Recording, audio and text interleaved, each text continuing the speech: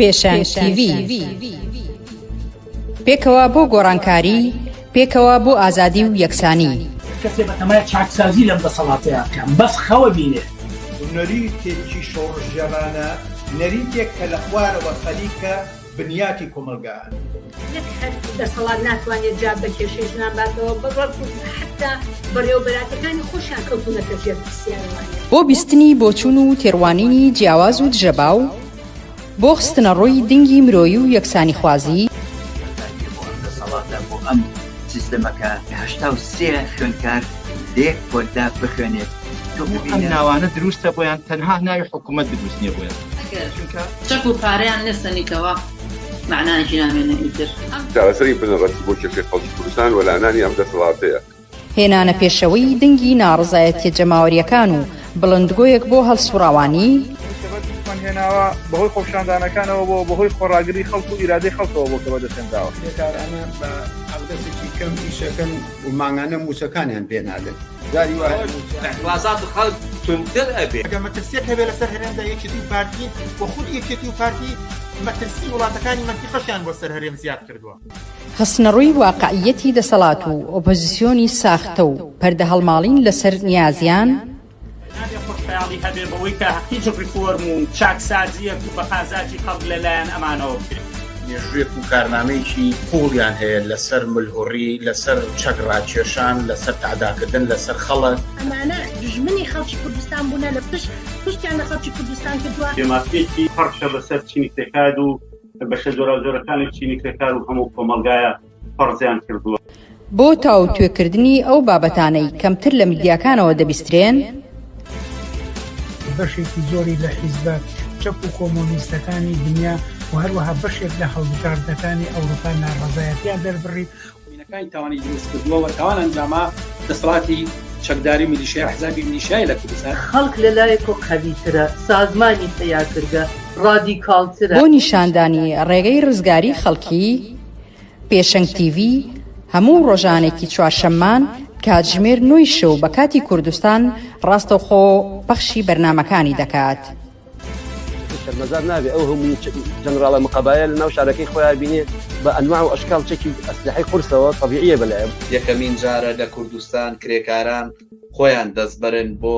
مەراسیم و چالاکی یەکیایە. شۆڕش تەنها ڕێگەیە، هەڵسانی خەڵک ڕاپەڕین و خۆشانی جەمالی تەنها ڕێگەیە کە ئەڵتەرنەتیڤێک دابینکە.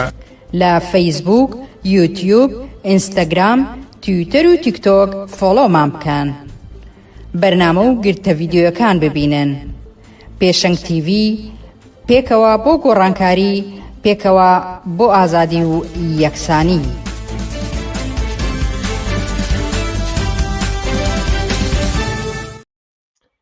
لە پێشەنگ تیڤیەوە سڵاوتان لێبێت بینەرانی ئازیزی پێشەنگ TV. خۆشحاڵم من بنار مستەفا چوارشەمەیەکتر دێمەوەلاتان بۆ پێشکەشکردنی پاخشی ڕاستەوخۆی بەرنامەکانمان. ئازیزان، ئەمڕۆ 14 ئایاری 2025 دووتەوەرمان دیاری کردو کە قسە باسی لەسەر بکەین. سەرەتا سەبارەت بە گەرمترین هەواڵ و بابەتی ڕۆژ، چەکدانان و خۆ هەڵوەشانەوەی کۆنگرای پەکەکە لە کۆنگرەی 12هەمیاندا قسە باسی یەکەممان دەبێت و پاشانیش سەبارەت بەو جەدەلەی لە نێوان ڕەوتە جیاوازە ئیسلامیەکاندا سەبارەت بە پرسی فەڵەستین و کارەساتی غەزە و ڕووداوی 7 ئۆکتۆبەر و حەماس و هەتا دوای کەوتوتە ئاراوە بەتایبەتی لە نێوان ئیخوانیەکان و سەلەفیەکاندا قسە و باسمان دەبێت. ئەگەر کاتمایە بەپێی پێویست ئەو ڕێپۆرتاژێکە لە تایبەت بایەکی ئایار بەڕێوچوونیەکی ئایار لە وڵاتە و شارە جیاوازەکانی جیهان ئامادەمان کردووە، پێشکەشتانی دەکەین. ئێوەش دەتوانن با پرسیار و سەرنج و تێبینیەکانتان بەشداری بکەن و ئەوانەی لە کۆمەنت دەیخەنە ڕوو ئاڕاستی میوانانی بەرنامەکانی دەکەین. لەگەڵمان بن بۆ بەرنامە سەرنج ڕاکێشەکانی ئەمڕۆمان.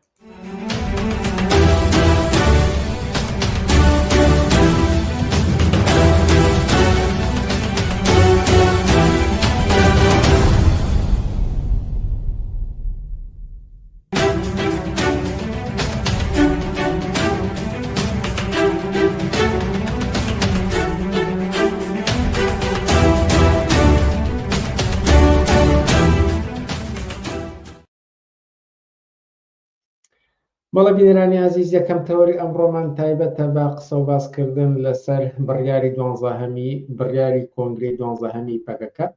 بۆ خۆ هەڵوەشاندنەوە و چەکدانانی ئەم ڕەوتە. ئەم بابەتەش تاوتوێ دەکەین لەگەڵ موحسین کەریم ئەندامی مەکتەبی سیاسی حیزبی کۆمونیستی کرێکاری کوردستان و سەرنووسەری بڵاوکراوەی ئۆکتۆبەر. پێش ئەوەی بەخێرهاتنووی موحسین کەریم بکەین سەرشتان ڕادەکێشم بۆ گفتوگویەکی کرد کە هەر لەگەڵ خودی موحسین کەریمدا 2 مانگ بەر لە ئێستا ئەنجامماندا لە کاتێکدا کە نامەکەی ئۆچالان لە ئیمرالیەوە بڵاو کرایەوە و کە ئەم خواستەی لە خۆگرت بوو. لەوێدا بەشێک لەو هۆکار و باگراوەند و دۆخی ئەمڕۆ و ئایا ئەمریکا پێی ئەوترێ ئاشبەتاڵە یان ئاشبەتاڵ نییە، زۆر بابەتی تر ئای کە ئەمانە کۆدی لە پشتەوە یاخودنا ئەمانە تاوتوێ کراوە بۆیە ڕەنگە لێرەدا ئەمانە دووبارە نەکەینەوە بەڵکو چەنددایانێکی تری ئەم تەوەرە تاوتێ بکەین. ئەو چاوپێکەوتنی پێشتر ئەنجامداوە لە تۆڕە کۆمەڵایەتیەکانی پێشەنگ تیڤیدا لە بەردەستن و لە ڕۆژانی ئایندەشدا دووبارە بڵاویان دەکەینەوە. موحسین کەریم ئێوارت باش و سپاس کە ئەم جارش لەگەڵمانیت. ئێوارەی ئێوەش باش سپاس بۆ ئێوە ژەر بژین. ئەگەر چی وتم ناچینەوە سەر ئەو بابەتانی کە لە چاپەکەوتی پێشوودا ئاماژەمان پێدا، بەڵام هەر ناتوانم لەو پرسیارە دەست پێ نەکەم کە هۆکار چی بوو سەرنجام پاکەکە بەو بڕیارە گەیشت کە لە کۆنگرەی 12هەمی خۆیدا چەکدانێت و خۆ هەڵوەشانەوەی خۆی ڕاگەیەنێت. دنیا گۆڕاوە و ئەو سیاسەتەی پێشووی تر ناڕوات یاخود ئەتەوێت هەر لەسەر ئەو ڕای جاری پێشووبی کە بڵێ ئەم سیاسەتی چەک هەڵگرتنە بە جۆرێک فەشەلی هێناوە. بەڵێ تەمانوەکو خۆشی باسە کرێمە لە چاوپێکەندێکی تر دوای نامەکەی ئۆچەلان بۆ پەکەکە کە داوای بەستی کۆنگرە و هەڵوەشانەوەی پەکەکەیە کرد و چەکدانانیە کرد، لەوێ لە نامەکەی ئەوە هۆکارەکان دەستنیشان کرابوو کە بۆچی بەو بڕیارە گەشتەوە و ڕاگەیان بوو کە ئامادەیە بەرپرسیارەتی مێژووی بەرامبەر بەم بڕیارە هەڵبگرێت. و معلومە کە تەوان پەکەکە وەکو ڕێکخراوێکی سیاسی چەکداری ئایدۆلۆجی تایبەتمەندی خۆی هەیە کە بە بڕای من ئۆچەلان جێگە و پێگەیەکی مهمی هەیە، پلانوەکو دەریپاوەکو ڕابەر مامەڵەیەکەن. بۆیە ئەم لێکدانەوەی ئۆچەلان و هۆکارەکانی کە ئەو باسێکە بۆ باڵێوکو وەکو بەڵگەی هەڵوەشانەوەی پەکەکە و کۆتاهێنان بە چالاکی چەکداری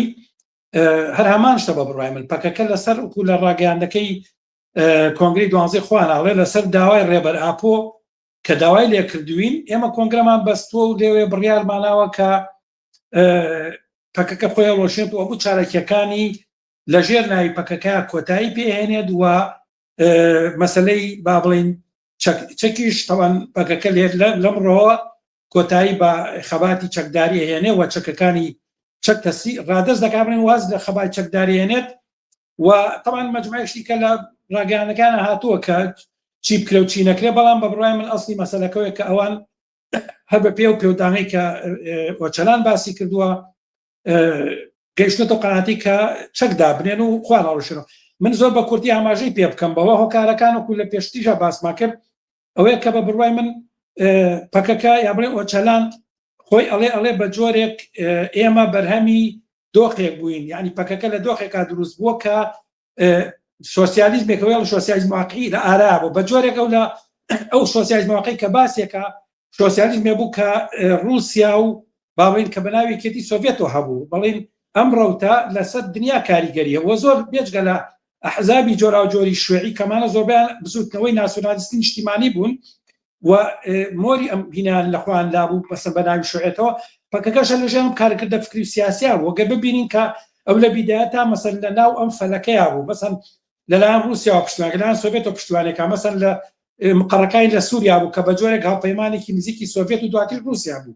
یعنی ئەو بەرهەمی ئەو دۆخە بوو کە خۆیان لە دۆخی جەنگی ستار دۆخی ئیشتراکێتی واقعی کە و پێڵە مەسەن بەڕای من بلۆکی شەرق و غەرب و دواترەوە باسەکە مەسەن کولی لە مافی کوورد دەکرا و سەرکوتی مافەکانی کوورد دەکرا، ئەمە وەکو بەڵگەیەک لێتەوە. بەڵام بە بڕای من ئەسڵی مەسەلەیە کە ئەوان ئەم یعنی ضرورەتی ئەو بزوتنەوە چەکداری کە بە جۆرێک لە بەرامبەر ئیمپریالیزمی ئەمریکی لە بەرامبەر دەوڵەتەکانی سەر بە ئیمپریالیزمی ئەمریکی کە مەسەن یعنی سەری ڕاستەکردەوە بە جۆرێک پشتیوانی لەلایەن رووسیا و بە جۆرێک لەلایەن چینیشەوە لێکرا وەکو بابەی قوتبی دژی ئەمریکا ئەمە تقریبان تەواو بۆ کۆتایی هاتووە و ئێستا ماوەیەکی زۆرە ساڵانێکی زۆرە پەکەکە ڕووی ئەوەی کە خۆی لە دیموکراسی و کۆمەلگای دیموکراسی ڕووی لە دیموکراسی بەجێ ڕووی لە غەرب کردووە ڕووی لە بازاری ئازاد کردووە ڕاستە مەسەن لەژێر ناو تایتڵی جۆراوجۆر و کۆمەلگەی دیموکراسی دموکراسی سۆشیالیزمی سۆشیالیزم لەم بابەتەیەکە بەڵام لە تەحلیلەکە مەوزوعەکەوەیە کە ئەوان يعني ڕویان لەمە هێناوە گە دیقەت بێ مەسەرەن بەشی مهمی ئەم هێزە لە سووریا لە دوای 2014ەوە لە دوای مەسەلەی داعشەوە بەجۆرە لەژێر هینی ئەمریکا یعنی پشتی هاوپەیمانی ئەمریکایە و ئێستاش کاروبارەکان بە پشتیوانی ئەمریکا باتە پێشەوە هەموو ئیتفاقەکانی لەگەڵ جۆلانی لەگەڵ ئەمە لەژێر چاودێری و بە فەرمانی ئەمریکایە و پاکەکەش خۆی هەتا بە جۆرێک بەشێ لە لایەنگران و لە نزیکەکانی ئەوان شانازی بەوەکەن کەڵێن ئەمە لەژێر چاودێری ئەمریکا و بە هەتا هەرومەرجی ئەمنیەتی کۆنگرە لەلایەن ئەمریکا و پارێزراوە ینی بۆیە بە بڕای من ئەتوانمە بڵێم کە قۆناغێکەوان هەبوون قۆناغی جەنگیش سارد بوو و ئەوان لە بلۆکی غەرب خوانتینە کرد پێش باڵین جەگە خوان پێیا کرد و تورکیاش لەبەرەی بلۆکی ڕۆژاوا و ناتۆ بوو بە جۆرەك ئەم مەساڵحانە پێکەوە بوون هاتبوون و شەڕی چەکداری بەو شێوەیە هاتبوو پێشکە وتم بەشێ لە چەکدارەکان لە دنیاە مەسە ئەمانە زۆرتر لەلایەن چین و رووسیاوە لەبەرامە دەوڵەتانی کە بە جۆرێک سەر بە ئەمریکا و سەر بە هیند غەربوون سەریان ڕاست کردبووە ئەمە بەڕای من تەواو بووە بۆیە پەکەکەوەکو خۆیان لەوکو عەبدوڵڵاچان دەمێکەیە ئەم مەرحەلە تەواو بووە بەڵام زەمینەکەی ئامادە نەبووە زەمینەکەی ئەو بوو بە بڕای من کە دەوڵەتی تورکیا داوای لێکردن وتی با پەکەکە خۆیان وەشێتەوە ئەم قسێژ لە زاری دەوڵەت باخچەلی سەرۆکی حیزبی فاشستی قۆمی تورکیەوە کراوە بە جۆرێک ئەم بانگەوازە ئەو فرسەتەیە کە بیانوویەکی یا بە بڕای بە پەکە بە ئەوچەلان کە بڵێ ئەوەی ئەمە بەرەو ئاشتێڕێن و خۆمان هەڵەوەشینەوە لەم چەند ڕۆژەدا تۆڕە کۆمەڵایەتیەکان و میدیاکان ئاوساون لە تەحلیل و هەڵسەنگاندنی ئەم بابەتە و لەم سەریم سەرەوە بۆ ئەو سەرتایەتی لەوەی کە هەیە ئەمە بە کارێکی زۆر ژیرانە و دروست لە قەڵەم دەدات و هەتاوەکو ئەوەی کە ڕەنگە زێدە ڕۆی نەبێ گەر بە کۆتایی دنیا هەڵسەنگانی بۆ بکەین و ببینین ئێوەتان لەم بارەوەش قسە بکەن ئەسانی چۆنە بە بڕای من وەکو تۆش باسی کرد دوو لایانی هەیە ئەمە لایەنێکیانەوانەی کە زۆرتر لە ینیڵین لە فەزای پەکەکە و ئەندامان و لایەنگران و کادران و ئەو فەزا فکری و سیاسی پەکەکەن یعنی ئەمە بۆ پاکانەکردنی ئەمەی کەم سیاسەتە دروستە و پەکەکە خۆی بەو قەنعاتە گەیشتووە کە کۆتایی بەم جۆرە لە کاری خۆی بێنێ ئەمە زەڕەتی نەماوە ئەمانە تەبریرات و پاکانی بۆ هێنەوە و بە جۆرێک ئەیانەوێت وەکووە پیشانی بن کە پەکەکە خۆی بەم قەنعاتە گەیشتووە بەڵام لە ڕاستیە ئەوەم دروستە کە پەکەکە دەمێکەیە حربی مسلح شەڕی چەکداری فەشەلی خۆی وەکو من لە مقابلەکەی پێشاوتم ئەمەی ڕاگەیاند وە پەکەکە ئەمینە بڕیار ئەترافە بەمەی کە ئەم بڕیاریکاتی ئەترافە بەوەی کە شەڕی چەکداری کارامەی لە خۆی یاوە و تەواو بوو و هیچ کاریگەرێکی لەسەر گۆڕینی تەوازنی هێز نییە ئەمە بە بڕای من ئەم هینەیە ئەم بە جۆرەکەم حەقەتێک کە ئەمانیانوێت ئەوە بەیانکەن کە ئەمان خۆیان بەو قەنعاتە گەیشتون بۆ بڕیارەکەشون بڕیارێکی ئەوانە بەڵام لە ڕاستیە ئەمە ڕاستە حەقەتە وایە کە پەکەکە خۆی بۆ قەنعاتە گەیشتووە کە حربی مسلح بە ئامانجێنە بە ئاکامێ ناگات بە شینەنەگا بە شوێن ناگەوە بە جۆرێکیش بە بڕای من لەناو خودی کۆمەلگای تورکیا و کۆمەلگای کوردستانی تورکیا جۆرێک لە خەباتی سیاسی دەستی پێکەوە کەمانە بە جۆرێک لەژێر هەژمۆنی فکری پەکەکەیان بەسەراحەت بۆیە پەکەکە خۆی یعنی ئەمە واقعەتێکە کە بەوە گەیشتووە کە لەم لە ئێسامە ڕابگەێنێ و ئەمە تەبریراتی بۆ هێنەوە بەڵام من پێم وایە ئەگەر من بە قەنعاتی من ئەگەر هاتوو دەوڵەت باخچەلی ئەمێ ڕانەگەیان و ئەم دۆخەی کە ئێستا زەڕەتی چەکدانان و هەڵوەشانەی پەکەکەی بۆ دەوڵەتی تورکیا هێناوەتە ئارە ئەمە نەبایە پەکە ڕەنگە چەند ساڵی کەش بەم شکڵ بڕۆشتە یادیانی چکۆکو خوانەڵێن دەمێکەیە ئەوان بەو قەنعاتەکەیشون دەمێکەیە پەکەکە شکێوازی کارەکۆنەکەی تەواو بووە بۆچی تا ئێستا هێناویانە بە بڕای من ئەوەی نەیتوانی ئەم بڕیارە بە بەڵام ئێستا ینی چەند ساڵێکی شەو ئەو هەڵگۆڕان ڕوویاوە لە کۆمەلگای کوردستانی تورکیاوە کە ئێستا ئاڵێن بەڵام بە بڕای من گۆڕانکارێک کە دوای حوتی ئۆکتۆبەر ڕوئەیە و ناوچەکە ڕوبەڕووی گۆڕانکارێکی جدی ئەبنەوە نفوزی ئێران لە منتقەکە ئەشکێت تورکیا ئەتوانێت نفوزی تورکیا لە منتقە بەهێزە بێت دەوڵەتی سووریا ئەڕوخێت و دۆخێکی تازە دروست دەبێت بۆ ئیسرائیل بۆ ئەمریکا بۆ تورکیا کام دۆخەبە بە جۆیتر بگۆڕێ تورکیا ئەوێت نفوزی لە منطقەکە بە شوێکی فراوان بەهێزکە پێویستی بەوەیەکە ئەبێت یعنی تورکیا خەتەراتی ناوخۆی نەهێڵێ مشکلەی پەکەکە نەهێڵێت ئەمە هەم بۆ دۆخی تازە لەباری سیاسی استقراری ئەمنی استقراری سیاسی و هەم بۆ مشارعانی کە ناوچەکە ڕوبەڕوبێتەوە ناوچەی ڕۆژهەڵاتی ناوەڕاست بەڕای من لەسەر باڵێن لێواری گۆڕانکارکی گەورەی ئابووریایە مەسەڵ سەرمایەی دنیا ڕوو کاتە ئێرە و ئیسمارات و بەبرهێنانی تیا بکرێت تورکیا چاوی لەمە بڕیوە کردنەوەی دەیان کۆمپانیا لە سەدان و هەزاران کۆمپانیا لە سووریا و لە عێراق و ناوچەکەیە ئەمە بەشێکە لە هینی بۆیە بە بڕام ئیستقرارێکی سیاسی و ئەمنی بۆ تورکیا مهمە بۆ ئەوەی کە تورکیا بتوانێت لە کێشەی ناوخۆی نەجاتی بێ بتوانێت مەسەلەن وەکو هێزێک یعنی دەوڵەتێکی یەکدەست بتوانێت ڕوبەڕی گۆڕانکاری ناوچەیەکان بێتەوە چ سیاسی چ ئەمنی و چ دۆخی اقتصادی هاوکات بۆ دەوڵەتی تورکی بۆ ئۆردوگان و هاوپەیمانی ئۆردوگان بۆ دەوڵەتی ئێسەی ئۆردوگان حکومەتی ئێستا مهمە کە ئەم هێنانی کوردەکان هێنانی باڵین ئەم ڕەوتەی ناو پەرلەمانی تورکیا کە کوردەکانن بەلای دەوڵەتی ئاکەپە و حکومەتەکە ئاکەپەیە بەڕامەتوانێت تەوازن بە قازانجی ئەو لە دژی نایارە سەرسەختەکەی کە جەهاپە و ئەکرەمەوگڵۆ بشکێنێتەوە بەبرام ئەم دەستکەوتێکی داخلیشی هەیە بۆی جەبهەی ئۆردوگان بەهێزەکە من بۆیە پێمە ئەمەی کە ئەمان ڕانگەان بەرژەوەندەکانی تورکیا وەک بۆژوازی تورکی بەرژەوەندێ داخلیەکانی بەرژەوەندی ناوچەکانی سیاسی و ئەمنی و اقتصادی ئەمە وای کرد کە ئەوان ئەمە ڕاگەن کە پەکەکە خۆیان وەشێنێتەوە پەکەکە وازە هینی چەکداری بێنێ و ئەوان ئامادەن مافی هیوا بۆ عەبدوڵڵاوچان بگێڕنەوە لە پێش ئەمەیان وت ئێستا قسەی ترەکرێ بەڵام بەرحاڵ ئێستا دوای هەڵشانەی پەکەکە هەنێ قسەی ترەکرێت کە دەوڵەت باخچەلی ئۆردوگان ئەڵێن ئێمە بەجۆرە لە تیرۆر نەجاتمان بوو یعنی ئەمە زۆرتر بەیانەکەن ئەوەی کە دواتر چی ڕواچی ڕوونا بەڕاستی ئەمە مەسەلەکە تا ئێستا هیچ معلوم نییە بەڵام ئەوەی کە ڕۆشنە بە بڕوای من یانانێکمەوەی کە دەرەکەوێت تا ئێستا ئەوەیە کە وەکو لەم ئەخیران لەم ڕۆژان خەبەرێک بڵاو بۆکە قەندیل ئەڵێت هیچ ڕێکەوتن لە نێوان قەندیل و تورکیا نییە یعنی پێ ناچێت هیچ جۆرە ڕێکەوتنێک لە نێوان ئەمانە بێت تەناوی کە دەوڵەتی تورکیا داوای کردەوە پەکە خۆی وەشێنتەوە وازە حەبی مستەلح بێنێ ئۆچەلان داوای کردەوە ئەمە بە جۆرێک پەکەکە ئەمەی کردووە وەکو دەرفەتێکە کۆتایی بەم گیرۆدەیە کە تووشی هاتە بۆی حەبی مستەلحەوە کۆتایی پێ وە فرسەتی پیا بکە بۆی کە بتوانێت بە شێوازێکی تر کاری سیاسی خۆی بەرەو پێش بەرێ ئەمە جانبێکی بمبەخشە جانبێکی دەوانی کەوت کەسانێکن کە مەسەلەن تووڕەن لەمە ناڕەحەتن لەمە ئومێدێکیان پەکەکە بووە پیان وایە سەری دنیا هەمووی بووە تەواو بووە حەبی ینی پیان وایە هەموو بزوتنەوەی کوردایەتی ناوسازم کورد لە حەبی مستەلحایە ئەو هینیان هەبووە تەوقعیان هەبووە لە پەکەکە ئەم تەوقع بەیان کراوە بەڕاستی چ لە تەبلیغاتی پەکەکە لە ڕاگەاندەکانی پەکە پێشتر کە ئەمان هاتوون ئەم یعنی باڵین شەڕی چەکداری پەکەکە و گەریلایان کردو بە ڕزگارکەر ئەگەر ئەوان نەبن کورد نامێنێ ئەگەر ئەوان نەبرتینە ئێستا ئەم تەسەورە لە مێشکی ئەم بەشێک لەم خەڵکای کە باشە ئەگەر گەریلا نەمێنێ ئەگەر پەکەکە نەمێنێ ئەگەر قەدی لەمێنێ و چەکتەسی بکەن چی ڕوایە ینی ئەمەش بە بڕای من هەیە کە بەشێک هەر لەو بابن لە نفوزی پەکەکەیە خۆی نفوزی فکری و سیاسی بە جۆرێک ئیجتیماعی پەکەکەیە کە ناڕەحەتن لەوەوە پیان وایە بەڵام لە ڕوانگەی ئێمەوە ئەوەی کە من چی بڵێم یا ئێمە چی هەڵێن معلومە کە من ئەوە باز دەکەم کە من ئەوم باس کرد کەمە بە جۆرێک شکستێکی سیاسی پەکەکەیە کە تا ئێستا ڕاگەیاندەوە بە حەبی مستەلح ئەتوانێت دەوڵەتی تورکیا شکست پێ بکەسەوە ناچاری کا بۆ مافەکانی بەڵام ڕاگەیانی ئەمە بەڕای من ئەلانی شکستێکی سیاسیە بەڵام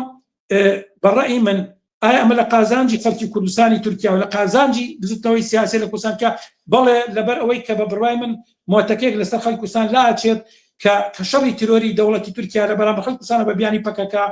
و دۆخێکی ئارامی سیاسی استیقراری ئەمنی زیاتر دروست دەبێ بۆ خەڵکی کوردستان بۆ خەڵکی تورکیا و زەمینەی سیاسی باشتر هەتا بۆ بەڕای من بۆ چالاکی سیاسی باڵەکانی پەکەکە لە تورکیا هەن لەباری سیاسی زیاترە بێت بەڵام ئەوی کە چی ڕۆیە مەسەن چەکدارانی پەکەکە قیادەی پەکەکە ئەمانە بەڕای من چی ڕۆیە چی نابێت بەرحاڵ مەسەلەکە تاسە معلوم نێ وەڕەنگە ڕەنگە مەسەلەن هێزەکانی تر و ئەمریکا و یو ئێنەمانە گەر بێنە بینەوە بۆی لانیکەمە پرۆسەیە بەسەرنجام بکە مەجبور بن کە تورکیا نەوێک لە ینی من با بە قازێکە مەسەن ڕەنگە بە قوبولکردنی ئەوان نەن لە تورکیا بەڵام ڕەنگە بە قوبولکردنەوەی کە بچین بە وڵاتی سێم سەرکردەکانیان و بە جۆرێک ڕەنگە کوردستان عێراق نەخشی لەما هەبێ بۆی لە کوردستان عێراق قاچەکانیان تەسلیمی هەیەتێکی نێودەوڵەتیەکان ئەوانە بەرحاڵ مەسلەکە کە ڕەنگە دواتر دەرکەوێت بەڵام بە بڕای منەوەی کە کۆتایی بەم نائارامێت کۆتایی بەم شەڕ و داوایەت بەڕای من لە تحقیقات لە بەرژەوەندی چینی کرێکاری تورکیا کرێکارانی کوردستان و تورکیا وە بزوتنەوەی سیاسی جەماوەری لە تورکیا هەشکێتەوە کۆتایی بەو فەزایەت کە فەزای نائامنی و نائیستیقراری و جەنگی تیرۆرە لە ژێر ناوی پەکەکە لەلایەن دەوڵەتی تورکیا بەرامبەر بە دراستەکە بەرامبەر بە خەڵکی کوردستان و بەرامبەر بە خەڵکی کرێکا و زەحمەتکێشی تورکیاش. هاوکات لە پاڵ ئەم قەزیەدا بەردەوام دەستەواژەیەکی تریش زۆر ڕەواجی هەبوو بەکارهاتوە ئەویش پرۆسەی ئاشتی تورکیایە. ئەمە بەکردەوەکرێ چی بگەێنێت و چەندێک نزیکین لەم پرۆژەی ئاشتی تورکیا؟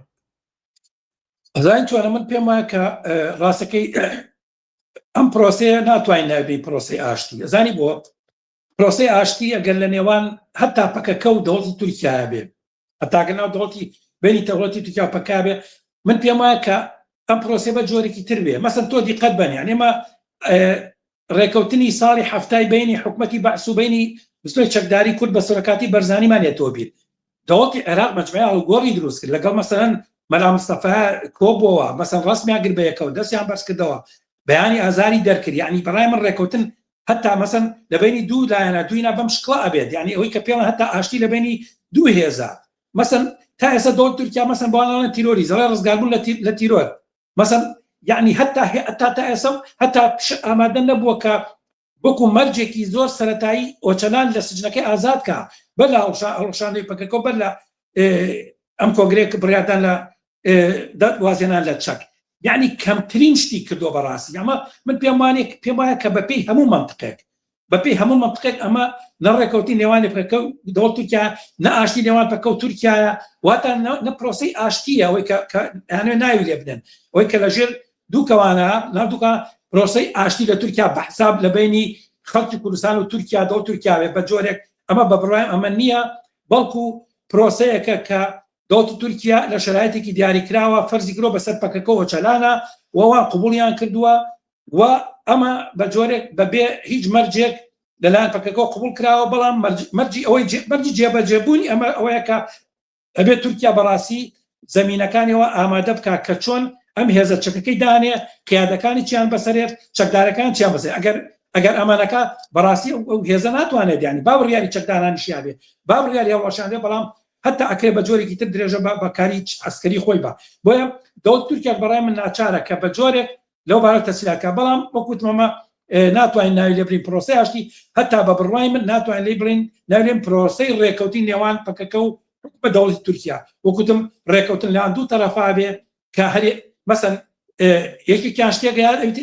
شتێک وەرەگرێت یعنی دانووسانە و کلمێک لە دانووسان تۆ شتێکە دەی بەڵام شتێک وەرەگری بەڵام مەسەن معلوم نییە پەکەکە چی وەرگتۆ بەڕاستی معلوم نییە بۆ عەبدوڵڵا ئۆچەلان چی وەرەگرێت تا ئێستا تا ئازادکردنەکەی معلوم نییە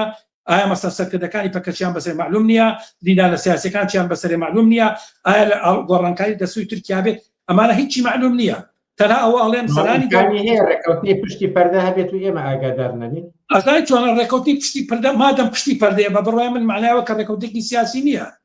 ئەزای چۆنە ڕێکەوتێکی ئەمنیە ئەو پەڕی ڕێکەوتنی سیاسی سەراحەت ڕاگەیەنرێ مەسەن ئەزای چۆنە چونکە بۆ من هێزێک ئەڵێ من چەک دانم قیادەکانی ئایا ئەتوانن بچنەوە ناو تورکیا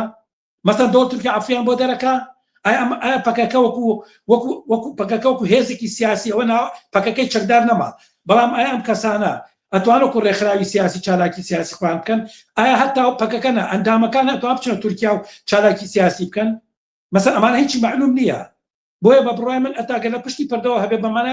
ڕێکەوتی پشتی پەردە ڕێکەوتی سیاسی نییە ڕێکەوتی ئەمنیە بە بڕوای من ئەوە کەیتر یعنی ئینسان ناتوانێت شتێکی لەسەر هەڵبچنێت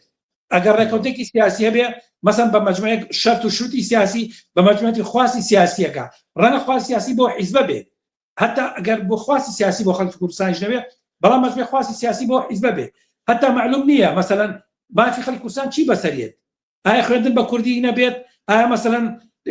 باڵێن ئەوەی کە خوانە وەسایە لەسەر ناوچە کوردەکان هەڵەگیرێ شارەوانەکان ئایا ئازادی لەوێ دینە بێت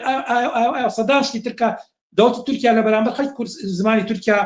سەپاندوێتی بێ مافی بێ حقوقی کاولکردن وێرانکردن ئایا قەرەبوویانە کاتەوە مەسەن ئەوە مودیاتی وێران بووە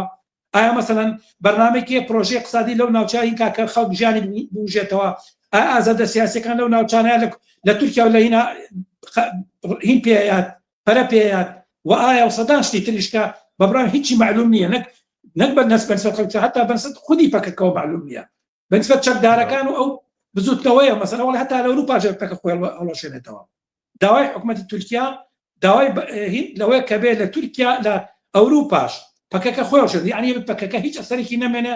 ینی بەڕاستی ئەمە ڕێکەوتنی سیاسی نییە بە قەناعەتی من قسەیەکی تر کە هەر لە پەیوەند بە هۆکاری ئەم بڕیارەی پەکەکەوە ئەوترێت ئەوەیە کە ئەم جۆرە لە خەباتی چەکداریە ئیتر سەردەمی نەماوە بەهۆی ئەوەی کە لە پێویست ناکات لە سەنگەرا بن بەرامبەر بەیەک بەڵکو 100 کیلۆمەتر دوورتر ئەتوانن بە درۆنێک بۆ نمونە هێرش بکەنە سەر هەڵسوڕاوان و چالاکوانانی نارانی سیاسی خوان ئەمە دەوڵەتەکان ئەتوان و هەروەکو لێرەدا بینەریش پرسیارەکات کاڵێ تەکنۆلۆژیای سەربازی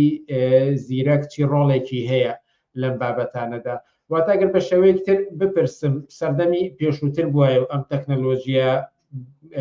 ئێستا لە بەردەستایە نەبووایە ئیمکانی هەبوو هەمان سیاست ئیدامەی هەبێت ئەزانێت چۆن پێم وایە ئەوە تەبریرێکی بەڵای من یعنی قانعکەر نییە ئەزانین چۆن مەسەلەن تۆ دیقەت بە شەڕی گەریلایی و چەکداری پێشمەرگەیی لە بەرامبەر ینی ئەمان هێزێکی کەم بە وەسایلی زۆر ینی سادە و کەم لە بەرامبەر دەوڵەتی سەرکوتگەری مەسەن عێراق ئێران تورکیا ئەمانە شەڕیان کردووە دەبابە و تیارە و چەکی پێشکەوتوی دەورانی خوانیان هەبوو بەڵام ئەوان توانیانە شەڕی خوانکەن وەکوەوەی کە وەکو هێزی چەکداری مەسەن هەتا فەلسەفەی بزوتنەوە پارتیزانەکان ئەو بۆ کە چۆن هێزێکی بچووکە توان لە بەرامبەر دەوڵەتە مەرکەزیەکان دەوڵەتە پڕچەکەکانە شەڕی خوان بکەن بەڵام بە بڕای من شەڕی گەریلایی و شەڕی پێشمەرگایەتی زای چۆنە بە بڕای من هی دەورانێک بوو دەورانێک کە بە بڕای من ئەتوان بڵێم دەورانی سیەکان و چلەکان و تا پەنجاکان کە جۆرێک ئەم بزوتنەوە چەکداریان لەلایەن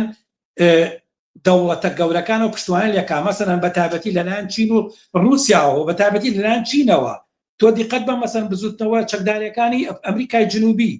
ئەمانە کە زۆرتر ناوی چەپیان هەبوو پستۆی چەپبوون لە گیڤاریزم و تا بە کاسترۆ ئەوانە هەمویان ئەمانە بە جۆرێک لە فەلەکی ئەوەی کە پێڵێن بلۆکی دژی ئەمریکایی با بەمەنا بڵێم ڕووسیا و چینا بوون پشتیوانی ئەوانیان هەبوو پشتیوانی دەوڵەتانیان هەبوو لە کێشمەکێشی بەنی دەوڵەتەکانە جێگە پێگەیان و بەڵام کاتێک کە ئەمانە تەواوە بێ کاتێک کە ئەم ململایەن تەواوە بێ کاتێک کە بزوتەوە چەکدار ینی مەسەن چین پێویستی بۆ نیە یارمەتی هیچ بستۆنێک چەکداری بە رووسیا پێویستی بۆ یارمەتی بستۆ چەکداریەکان بە مەسەلەن ئەمانە لە هەتا لە کێشمەکێش و ململانی بین دەوڵەتەکانە ئەتوانی تەواجدیانە بێت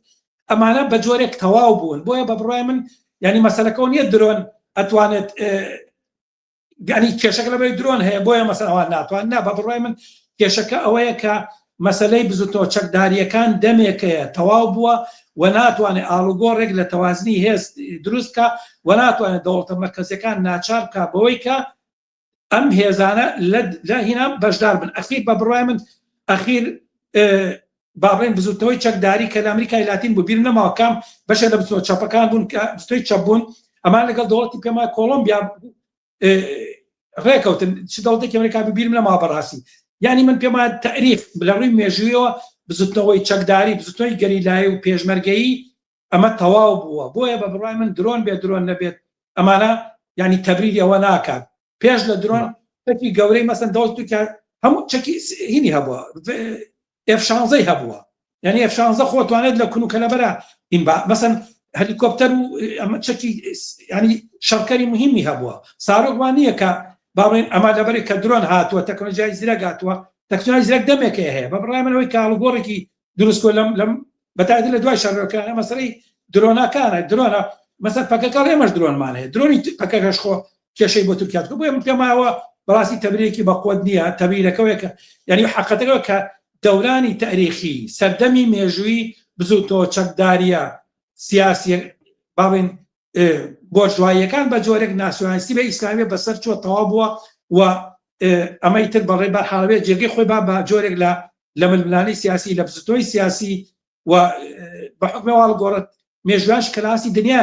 ڕوویاوە بەڕاستی ئەگەر دیقەت بی کە ئێستا دۆخی سیاتا مەسەن دۆخی سیاسی ڕۆژهەڵاتی ناوەڕاست بەو ئاقارە ڕواتکە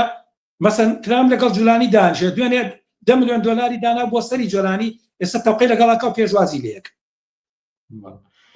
جارێکی تر بینەران بیرە هێنمەوە کە 2 مانگ بەر لە ئێستا هەر لەگەڵ خودی محسین کەریمدا چاپەکەوتنێکی ترمان ئەنجامدا و کاتێکە نامەکەی ئۆژئەلان لە ئیمرالیەوە بڵاو کرایەوە زۆر بابەتمان لێتاوتۆ کرد و بەشێک لەو سەرنج و تێبینی پرسیارانێکی ئێستا بینەران کردویانە وەک ئەوەی کە ئەمە ئاش بەتاڵ بووە یاخود نە ژیان بێ سەرۆک ئەبێت یان نابێت سەرنجستان ڕادەکێشمەوە کە ئەم بابەتانە لەو چاپەکەوتنی تردا تاوتۆمان کردووە. بەڵام پرسیارێکی تری و منیش ئیدامەی ئەم پرسیارەی بینەر بدەم کە پرسی کورد لە کوردستانی تورکیا ئەتوانین بڵێن ئیتر گورزێکی یان پاشەکشەیەکی بەرکەوتووە وەک دوا پرسیارم. ئەزانین چۆنە منەوە بڵێم کە ڕاستەکەی مەسەلەی کورد نەبەسراوەتەوە بە پەکەکە بەبوونی چەکداری پەکەکە بە نەبوونی چەکداری پەکەکە. حتمما کاتێک کەستەمی میلی هەیە، کاتێک کەستمی نەتەواتی هەیە، کاتێک کە بستێکی چەکداری یەک لەم ئەم تایتڵە بەکارێنێت بۆ کێشمەکێشی خۆی لەگەڵ دۆڵی مەرکەزیە، حتمما ئەمە کاریگەری خۆی هەیە و ناتوان نادیە بگری. ینی من مەبەستم لەوە نیە کە بڵێم مەسەن پەکەکە کۆیەکی هێزێکی سیاسی چەکداری نەیتوانی و کاریگەری لەسەرەوە دابنێ کە مەسەلەی کورد کێشەی کورد یعنی بکا بە کێشەیەک بیکا بە قەزەیەک. حتمما پرسی کورد کاتێک ئەبێ بە کێشە نستەمی نەتەواتی ئەبێت، بەڵام کاتێک ئەبێ بە کێشە ئەبێ بە قەزێکی سیاسی کە لە تەرەفی باڵین خەڵکی کوردستانەوە یا میلەتی کویانەتەوەی کوردەوە هێزێکی سیاسی بێم قەزێ بکات بە کێشەوە دەوری هەبێ. معلومە کە بەبڕای من بەهۆی باڵین بزوتەوەی چەکداری کوردی لە کوردستانی عێراق، لە ئێران، لە تورکیا و لەم ئەخیرانشا بە جۆرێک لە سووریا مەسەلەی کورد بۆ بە مەسەلەیەکی ناوچەیی، مەسەلەیەکی تەنها لە تورکیا نییە. بەڕای من یعنی هەتا ئەگەر پەکەکە چەکیش دابنێت، بەڵام مەسەلەی کورد مەسەلەیە، لە تورکیا مەسەلەیە، لە عێراق مەسەلەیە، لە سووریا مەسەلەیە، لە ئێران مەسەلەیە. و ئەمە کە ئایا بەڕاستی ئەمە بەکوێ ئەگاچی بەسەریەت، ئایا مەسەڵ احتیمالی چارەسەریە چارەسەری نییە. ئەمە مەسەلەی تێکە ئایا مەسەڵە گەر پەکەکە چەکی دانە گەری ئەو بوو کە مەسەلەی کورد چارەسەر بێ نەخێر. بە بڕای من یعنی لە چەکداری پەکەکە و لە نەبوونی چەکی پەکەکە یا هەر هێزێکتر ئەگەری چارەسەری مەسەلەی کورد یعنی ئەوە نیە، ئەگەرێکی وان نییە. بە بڕای من مەسەلەی کورد لە دوو ڕێگای ممکنە چارەسەر بێ. یەکیانەوەی کە ناوچەکە بەرەو چەپ وەرگەڕێ، ئەم دەوڵەتانە بلانی کەم دەوڵەتەکان بگۆڕن بە دەوڵەتانێک لانی کەم دەوڵەتانێکی مەدەنی بن، دەوڵەتێ بن کە سکولار بن، غێرە قەومی غێرەهین بن. مەسەن یان ئەوەی کە شۆڕشی سۆسیالیستی لەم ناوچە ڕووبان دەوڵەتان بن بە دەوڵەتانێکی شتاکی کە یعنی هاوڵاتیانی ئەم ناوچەیە هاوڵاتیانی کورد عەرەب فار زەمانە هەمیان هاوڵاتیانی یەکسان بن لە کۆمەلگایکی ئیشتراکی و یەکسانە. یان وەکوتم ئەوەی کە دەوڵەتێک بێت کەلانی کەمی دەوڵەتێکی سکولار و غێرە قەومی بێت کە هاوڵاتیان دەوڵەتێکی بۆرژوازیە لە ڕووی تەبەقی، بەڵام لانی کەم هاوڵاتیان لە ڕووی حقوقەوە مافی یەکسانیان هەیە. بەو ناڵە تورکی تۆ کوردی و پێی ناڵێت تۆ عەرەبی تۆ کوردی، ناڵێت تۆ فارسی تۆ کوردی و پێی ئەوە مافەکانیان دیاری پێ، بەڵکو مافی یەکسان لە بەرامبەر قانونا مەسەن مافی بەکارهێنانی زمانی خۆیان، مافی خوێندن بە زمانی خۆیان، مافی ینی کەلتوریان جلوبەرگیان بەرحاڵ ئیداری ناوچەکانی خۆیان بەرحاڵ مەسەن ئەمانە وەکو مافێکی یەکسان ئەتوانێت هەتا مافی ئەوەی هەبێت کە مەسەن سەرۆکی تورکیا کورد بێ بۆ نمونە، مەسەن ینی ئەبێ مافی یەکسانی هەبێ، مەسەن هاوڵی یەکسان بن. لە غێری ئەما بە بڕای من مەسەلەی کورد قابلی چارەسەر نییە، مەگەر ئەوەی کە بە بڕای من ڕێگەی کەشێت چارەسەرێکی ئیمپریالیستی بۆ قەزەی کورد ئەوی ژەوەیە کە مەسەن ئەم هێزەی ئیمپریالیستانی مەسەن ئەمریکا ئەمانە کە بە جۆرێک شتێکی کە بکەن کە بە جۆرێک مەسەن چۆن لە عێراقا هاتوون هەچەنەمە چارەسەر نەبوو، بەڵام بە فیداڵی جۆرێک هێوریان کردوێتەوە، جۆرێک خۆڵیان کردو بەسەر قەزیەکە هێوریان کردەوە. بەم جۆرە مەسەن بتوان لە تورکیا و لە سووریا لانی کەم لەم دوو وڵاتەیە بتوانن نەوێک لە مەرکەزی نەوێک لە حقوقی سەرەتایی مەسەن میلی بۆ خەڵکی کوردستان دەسەبەرکەن بە جۆرێک کە نەوێک لە حکومی ذاتەکەی 74 بۆ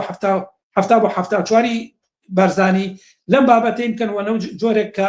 ئەمە ناو بنێن حەلی مەسەلەی کورد. بە بڕای من ئەمە هەلێکی پریالیسی مەسەلەی کوردە کە ڕەبتی بە قەزەی کوردەوە نێ، ناتوانێت مەسەلەی کورد کێشەی کورد کۆتایی پێبێنەوە هەر ڕۆژێک و هەر دەرفەتێک ڕەنگە ئەم هینەوەکو ئاگری ژێر خۆڵەمێش بگەشێتەوە جارێکە کێشەکە دروست کاتۆکو چۆن هەمیشە مەسەن عێراقا قەزەی کورد بەحسا حەل کراوە، فیدالیزمەیە، بەڵام هەمیشە کێشەی کورد هەیە، هەمیشە نوێنەری کورد و نوێنەری نازان کێ هەیە، هەمیشە مەسەن ناوچە جێ ناوکان یعنی کێشێکی جدیە کە مەسەلەی تعریب و مەسەلەی ینی ئەمە هەمیشە وەکو وەسیلەیەک بۆ تیشکردنەوەی ڕکەبەری قەومی دژمنایەتی قەومی لەلایەن ناسۆلیزمی عەرەب و کوردەوە بەکارێن. ئەمە بەتەڕەحە لە تورکیاش باماشەوە لە سووریاش باماشەوە درێژەی هەبێت و بەڵام هێوربوونەوەیەک نەوەک لە هەودەیەکیان ڕاگەیانمێت کە کەس نازانەکەی ئەمە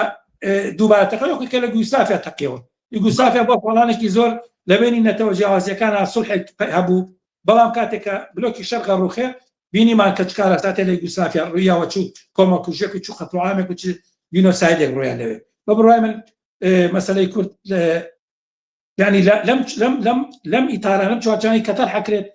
چارەسەری مەسەلەی کورد ناکات و تەنها توانێت هودنەیەک هێوربوونەوەک بە دۆخکە ڕابگەێنێت وە شەراکەتی سیاسی لە بزوتنەوەی ناسۆلیزمی کوردە دەسەڵاتی بەرکەز دەوڵەتە مەرکەزیەکان دابین بکات. مەسەڵەن بۆ نەبزوتنەوەی ناسۆلیزمی کورد بۆ ژوازی کورد لە دەسەڵاتی دەوڵەتی مەرکەزی لە ئابووری تورکیا دابین بکات، لە سووریا و لە عێراق و تا ئێستا چۆن حکومەتی هەرێم کۆنتڕۆلی داهاتی کوردستانی کردو، چۆن مەسەڵەن کۆنتڕۆلی سەرچاوەکانی داهاتی کوردستان لەگەڵ دەوڵەتی مەرکەزیان بە یەکەوە خەریکن داهاتی ئەو بەشێکە بۆ کوردستانە بە هەر حاڵ ئەی خۆن و خۆیان سەرەوەت و سامانی زۆریان کۆڵەکەڵ و کرێکا و زەحمەتکێش کوردیش لە برسێتیا ژیان بەسەرەوە. محسن کەریم سەرنووسەری بڵاوکراوی ئۆکتۆبەر و ئەندامی مەکتەبی سیاسی حیزب کۆنگرێسی کرێکاری کوردستان، زۆر سپاس لە بەرنامەکانی ئەمشەوی پێشەنگ تیڤیدا ئامادە بوون. سپاس بۆیەوە ژرێ و سڵام بۆ بینەرانی خۆشەویستی پێشەنگ تیڤی بشت. زۆر سپاس. عزیزان، وچانێکی سیچرکەی و پاشان سەبارەت بەو جەدەلەی لە نێوان ڕۆتە ئیسلامیەکاندا سەبارەت بە پرسی فەڵەستین و ڕووداوەکانی غەزە لە ئارادایە قسە و باسمان دەبێت و لاگەڵمان بمێنەوە.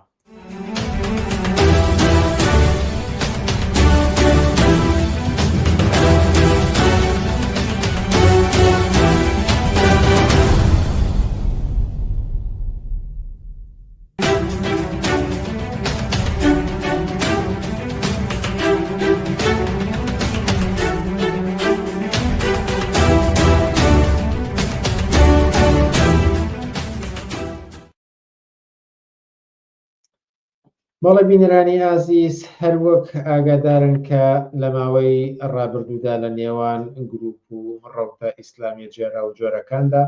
لەسەر مەسەلەی فەڵەستین و پێگەی حەماس و ڕووداوەکانی 7 ئۆکتۆبەر و زۆر بابەتی تر لە پەیوەند بە غەزە و فەڵەستینەوە مشتومڕ ڕوویداوە، بەجالەوەی کە لە کەناڵ ڕاگەیانەکانی خۆیانەوە لەسەر ئەم بابەتانە قسە دەکەن. هاوکات بۆ کەناڵی ڕوودا و پانێڵی ڕێکخست بوو لە نێوان نوێنەرانی ئەم دوو ڕەوتەدا، هەروەها قسە و باز لەسەر لەگەڵ بۆ نەعەلی خەرداخیە ئەموو ئەو لێدوانانەی تر کە ڕەوتە ئیسلامیەکان دێرە و لەوێ ئەیدێن و لە تۆڕە کۆمەڵاتەکانیشدا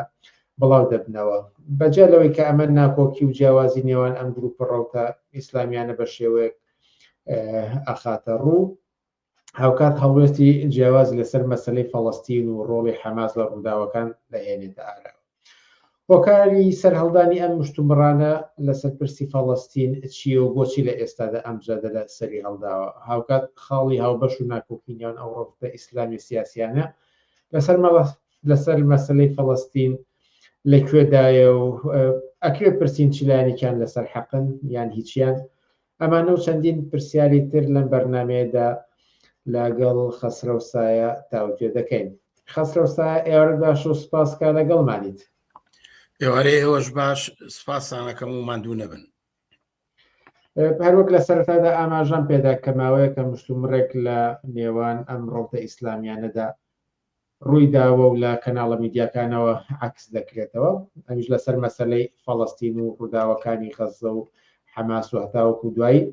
ئەمێ لەوە پرسم کە بۆچی ئەم جەدەلە لە ئێستادا کەوتووەتە ئاراوە و تا چەندێک پەیوەندی بە گۆڕانکاریەکانی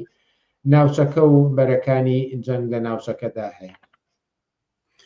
بەڵێ تەمان هەموو مشتومڕێکی سیاسی کە لە نێوان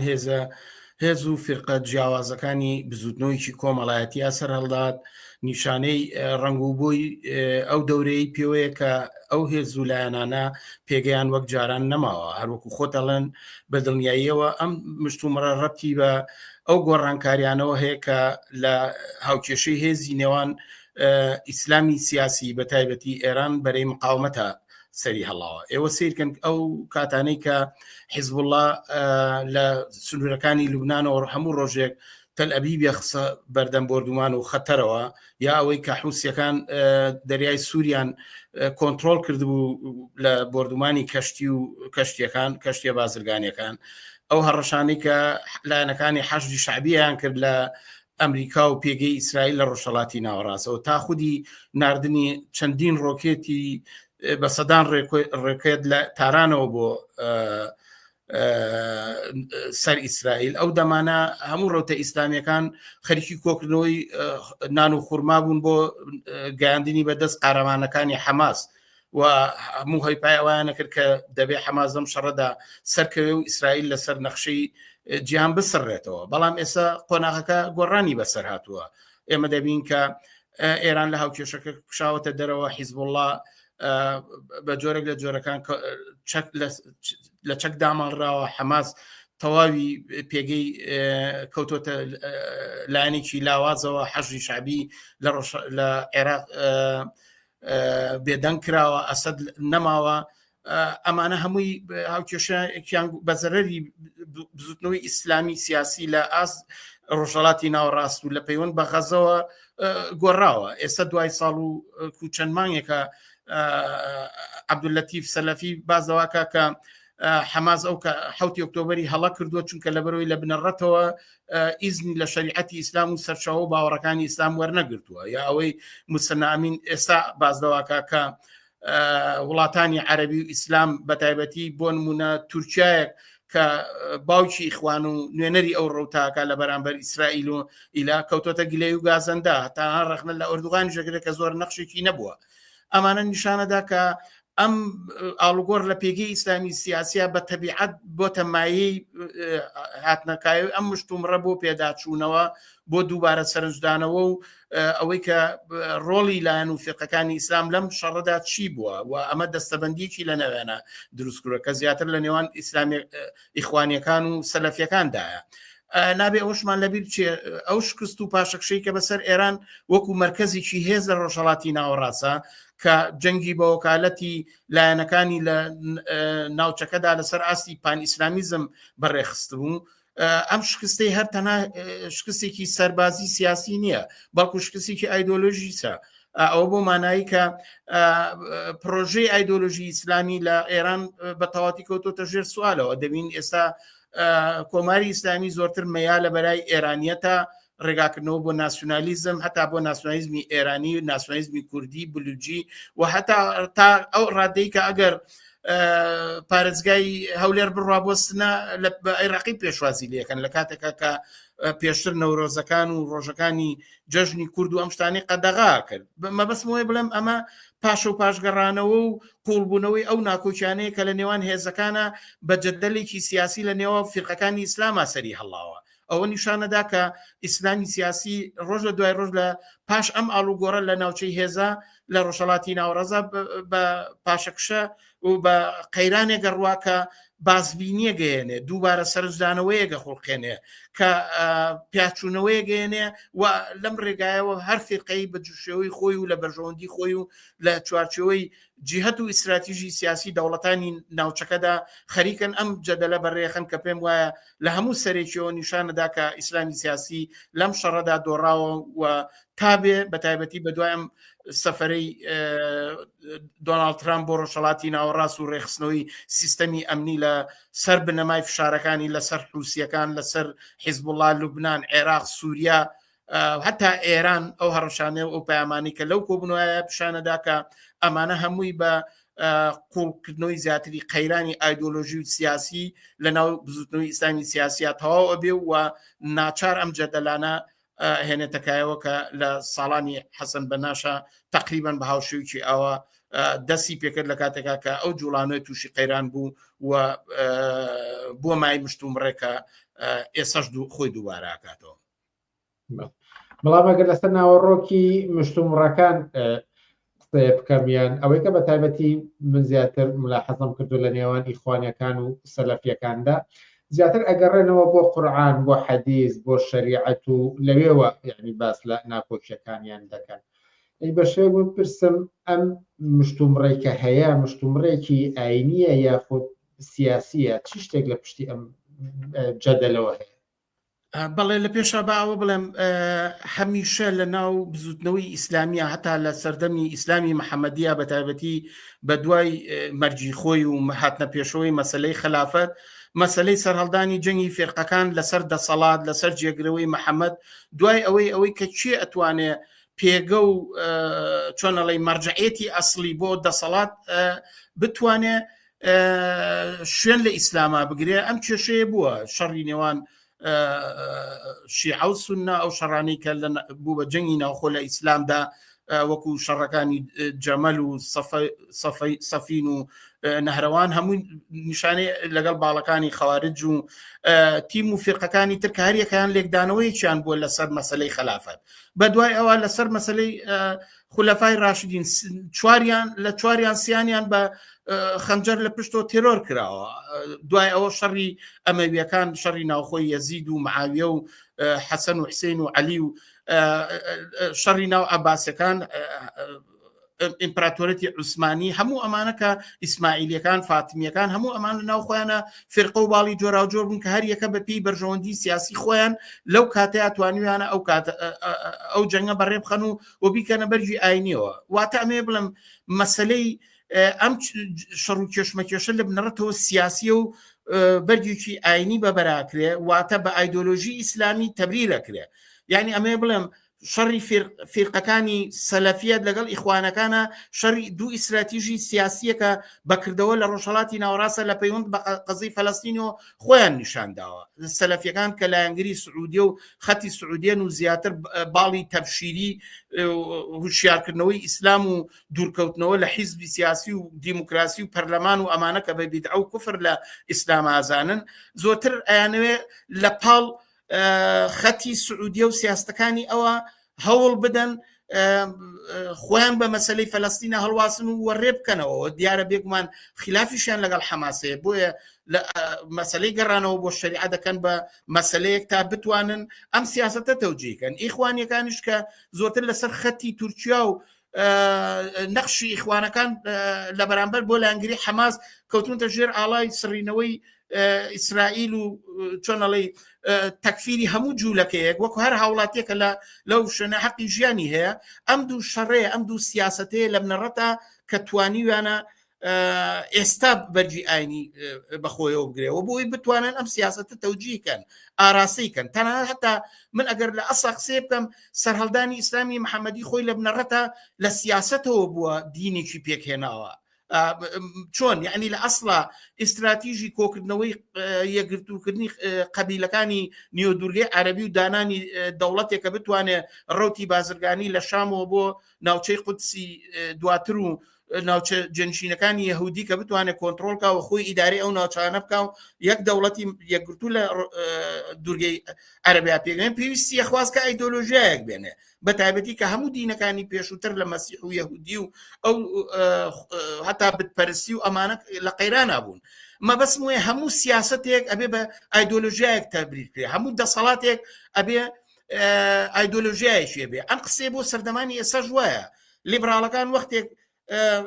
دەسەڵاتی دیموکراسی دامەزێن پێویستیان بە فەلسەفە و بۆچوون و ئایدۆلۆژیای لیبرالی هەیە ناسیۆنالیستەکان بۆ ئەوەی کە دەسەڵات و حکوومەتی قەومی دامەزێن دەوڵەتی قەومی و کوردی و تورکی و فارسی دروستکەن پێویستیان بە ئەساڵەتی قەومی و دروستکردنی ناسنامەی درۆزنانەی قەومی ئەو نەتەوانەیە هەموو مەبەسم وەیە ئەو دەوڵەتانە خۆیان دەوڵەتێکی ئایدۆلۆژین ئیسلامیش لە بنەڕەتەوە دەوڵەتی و دەسەڵاتێکی ئایدۆلۆژی بووە جائیتر هەر یەکی بە خەتێکی سیاسی لە چوارچووی فرقەیەکە هاتووە لە ئیسلام ئیلهامی وەرگرتووە و بۆ تەوجیهی بەرژەوەندیەکانی هەلومەرجیشی دیاریکراوە ئەو سیاسەتیان پیادەکرەوە کەوایە توان بڵێم ئەم شەڕێکە لە نێوان سەلەفیەکان و ئیخوانیەکانە هەیە بەڕاستی شەڕێکی سیاسیە مەسەن تۆ سیرکە عەبدولەتیف سەلەفی لەبەرەوەی کە مەسعود بەرزانی موسڵمانە باوەڕی موسڵمانە بە هەموو ئەو زوڵمەی کە لە خەڵکی کوردستان 30 ساڵێکە بە وەلی ئەمری خۆی زانێ بۆیە هیچ ئامادە نییە هیچ کەس بە هەندا بۆ شۆڕش لە دژی یا ئەوەی کە موسەنا ئەمین چونکە ئۆردوغان باوەڕداری ئیسلامە خوازیاری ئەوە نییە کە خەڵکی تورکیا شۆڕشکا لە دژی ئۆردوغان لە کاتێکە ئێمە زین تاوانەکان و کوشتار و سەرکوت و فاشیزمێکە لە بۆن و بەرامە و دەمی ئۆردوغانەوە داکەوێت جگە لە کوشتن و سەرکوت و ئیجراکردنی قوانینی ئیسلامیشێکی تر نەبووە کەوای ئەمێ بڵێم ئەم مەسلەی ڕەبتی بە بەرژەوەندیە سیاسیەکان و خەت و خطوتی سیاسیەوە هەیە بەتایبەتی کە ئیسلامی سیاسی و فرقە و گروپەکانی لە چوارچەوەی قوتبەندی هێزە جیهانیەکان دەوڵەتانی ناوچە لەسەر ئەساسی ئەوە ڕسمی سیاسەتی خۆیان نەکردن و هەڵوێز دەگرن حتا تایان لە ئەنگلی خۆ هەڵواسینی ئەوان بۆ قەزەی فەلەستین بە دەلیلی ئەوەی کە حەماس هەیە لەوێ نەک ئەوەی کە ئەوان خوازیاری ئەوە بن کە قەزەی فەلەستین بە ڕێگایەکی سیاسی چارەسەر کرێ کە تێیدا یەهودیش حەقی ژیانی خۆیە خەڵکی جوولەکەش حەقی ژیانی خۆیە کە ئەویش لە ماف و ئازادی خۆی بەرهەمەند بێ بەڕاستی خەڵکی جوولەکە کێشەی فەلەستین لە ڕێگای دەوڵەتی ئیسرائیلەوەیە نەک خەڵکی ئەوتا ئەو هەموو ئێترازی کە خەڵکی دانیشتوانی شارەکانی ئیسرائیل لە دژی ناتانەهۆیکەن کەمتر نیە لەو ئێتراز و ناڕەزایەتیانی کە لە وڵاتانی عەرەبی لە وڵاتانی ئەوروپا لە دژی جەنگ و کوشتارەکە ئیسرائیل لە دژی خەڵکی فەلەستین کردوێتی بۆیە ئەمێ بڵێم مەسەلەکە مەسەلەی سیاسەتە بەرجی دینی بەبەراکرێ بۆ ئەوەی کە بتوان هێسەڵ خرن بۆی بتوان تەوجیهی سیاست بکەن وەلایەنگری لە استراتیژی یەکێ لە دەوڵەتانی ناوچەکە بکەن سەردەمانێک ئیخوان لە میسر لە ئەنگلی حوسنی مبارەک بوون بەڵام بەو هەموو بۆ گەناو و کوشتار و سەرکوتگەری کە حوسنی مبارەکەی کرد وەکو بەڵام وەختێکە سیسی هاو لە دژی سیسی ڕاوەستانەوە ئەمە پیشانیە کە ئەمانە بەرژەوەندی و مەسەلە و مەسلحەتیان لەوایە کە لە کام هێزی دەوڵەت لە کام دەسەڵات لەکان لە شوێنێکەوە سیاستەکانی خۆیان بۆ نزیک بوونەوە لە دەسەڵات و قودرە دەتوان پێی بگەن لە ئەنگری ئەوەکەن بەبێ گوێدانەوەی کە ناوەڕۆکی چینایەتی و سەرکوتگەری و زۆڵم وستەمێکە ئەو دەسەڵاتەیەکە لەسەر هاوڵاتیانی خۆی سیاستەکانیان نەبەنە پێشەوە ئیسلامی سیاسی بە هەموو باڵەکانیانەوە وەک چۆن ئێستا ناسیۆنالیزمی کورد لە کوردستانی عێراق یا لە تورکیا لە سووریا لە ئێران خۆیان بە قەزەی کووردە هەڵەواسن و نایەنێم قەزیە چارەسەرکرێ ئەوانی ژوایە ئەوانی ژیانەوێ جەنگێکی نەبراوە لە ژێر ناوی کافر و مسلمان لە دژی لە ناوچەکە بەرپا بکەن تا ئەو شوێنی کە خۆیان ئەتوانن شەڕەکانی سەردەمی داگیرکاری ئیسلام لە دنیایەکە بە دوای محەممەدا سەری هەڵدا ئەوە دووبارەکەنەوە جنا ئەوانە بە دوای لە مەسەر هیچ ئیسلامیەک داوای ئەوە ناکاکە بابە ئەم قەزەیە کرێ بە ڕێگایەکی سیاسی هەوڵ بدرێ فشارەکان تونگرێتەوە لەسەر دەوڵەتی ئیسرائیل ناتانیاهو تا ئەو ئاستەی فشارەکان لەسەر بێ ناچاکرێ بەوازێنان لە دەوڵەت بەڵام قەزەی فەلەستین بە قەزەیەکی سیاسی لە ڕێگای سلمانی مافی پێگەنانی دوو دەوڵەت و دەوڵەتی سەربەخۆی فەلەستین ئەم کێشەیە چارەسەرکرێ یەک خاڵی تر کە ئەمێ باسی کەم ئەوەیە ئیسلامیەکان بۆ وەختێکە منەزەمەی تەحریری فەلەستین و یاسر عەرەفات بوو ئەم ئیخوانی و سەلەفیانە بۆیە لە ئەنگریان ناکرد خۆ ئەوان ئەوەندە زیاتر قوربانی و جەنگاوەر بوون لە بەرامبەر ئیسرائیلە خۆ قەزەی مەسەلەی فەلەستین خۆ لە 7 ئۆکتۆبرەوە دەست پێ ناکە 70 ساڵان مەسەلەی ڕیشەی هەیە ئەوان لەکوێ بوون ئەوان خۆیان لە سەردەمی قەوم و قەبیلەکانی سەردەمی فەلەستین لە پێش تەشکیلی دەوڵەتی ئیسرائیلا خۆ ئەوان بەشێک بوون لە هێزەکانی شێخ و ئەمیرەکانی چاڵەنەوتەکانی عەرەب و بەشێک لە پاڵەوانەیە ڕاوەسان تەیدی دەوڵەتی ئیسرائیل تەیدی سیاستەکانی ئەمریکا بەریتانیان کرد بۆی کە دەوڵەتێ لەوێ دامەزرێ مەبەست وێ بڵم کە ئەم مەسەلەیەکی سیاسیە بە بەرجی دینیا ئەکرێ بۆی مەشاعری خەڵک ڕابێ بۆی جەنگێکی نەبراوە لە نێوان ئەم فرقە و گروپە ئیسلامیانەوە لەسەر قەزەی فەلەستین تا ئەوەی کە خۆیان بە مەسەلەیە گەگەن درێژە پێبن لەسەر ئەوەی کە ئەم کارەساتی لە غەزە چۆنچۆنی بەڕێکەوتووە ئەم دوو ڕەوتە مەبەست لە سەرەفیەکان و ئیخوانیەکانە تێڕوانینی جیاواز ئەخەنە ڕووەوە لەلایەک بۆ سەرەفیەکان بۆ کارەکەی دەگەڕێنەوە بۆ ئەوەی کە حەماس دەست پێشخەری کرد و هێرشی کردوێتە سەر ئیسرائیل و لە بەرامبەریشدا ئیخوانیەکان بۆ سنووریان هەیە و باز لەوە دەکەن کە ئیسرائیل هۆکارە تەنها هێرشی 7 ئۆکتۆبەر هۆکار نییە بۆ ئەم ڕووداوانەی کە ڕوویداوە ئێوە ئەم بەشەی چۆن دەبینن ئەم جەدەلی لە نێوان سەر هەڵدانی ڕووداوەکانی غەزە و ئەم جەدەلی لە نێوان ئەم دوو ڕۆفەیە هەیە. ئەو بەشە ڕاستە کە مەسلەی 7 ئۆکتۆبەر کە حەماس دەست پێشکەری کردووە هۆکاری ئەسڵی ئەم کوشتارە نییە. ئەگەر چی بەهانەیەکیشی دابێتە دەر ئیسرائیل ڕەنگە حەماس زۆر لەوە حاڵی نەبوو بێ کە ئیسرائیل ئەو درڕندەیەگاتە ئەو شوێنەی کە ئێستا پێیگەیشتووە. بەڵام بە بڕوای من ئەو شتە لە ناوەڕاستایە 7 ئۆکتۆبەر خۆی بەرئەنجامی شەڕ و کوشتار و سەرکوتگەریەکی 70 ساڵەیە کە بەتایبەتی بە دوای ئەوەی کە منەزەمەی تەحریری فەلەستین بۆ هەموو فەساد و بۆ هەموو بنبەستەی کە بەرامبەر بە ئیسرائیل ڕاوەستا تێیکەوت و هێزێکی تری ئینسانی لە فەلەستینە سەری هەڵ نەدا ڕێگای کردەوە کە ئیسلامیەکان بە پارۆپولی خودی ئیسرائیل و ئەمریکا لە دژی ڕوتی چەپ پێکێنرا. یعنی مەبەستم وایە وەختێکە ئیسرائیل هەوڵیدا ناوچە مسەڵتەنەکان زیاترکە تەنانەت ئەوەی کە ترامپ خۆی قودسی بە پایتەختی ئیسرائیل مەزەن دەکرد ئەوەی کە ئیتر مەسلەی دەوڵەتی پێکێنانی دوو دەوڵەت بۆ ئیسرائیل و بۆ یەهودیەکان و فەلەستینیەکان